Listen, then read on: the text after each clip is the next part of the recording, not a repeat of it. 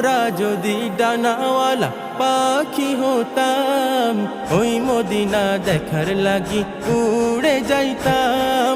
মোরা যদি ডানাওয়ালা পাখি হতাম, ওই মদিনা দেখার লাগি উড়ে যাইতাম। হৃদয় জুড়ে দেখতাম আমি, হৃদয় জুড়ে দেখতাম আমি নয়ন ভরে দো জাহানের বাদশা নবী কামলিওয়ালা রে, দো জাহানের বাদশা নবী কামলিওয়ালা রে।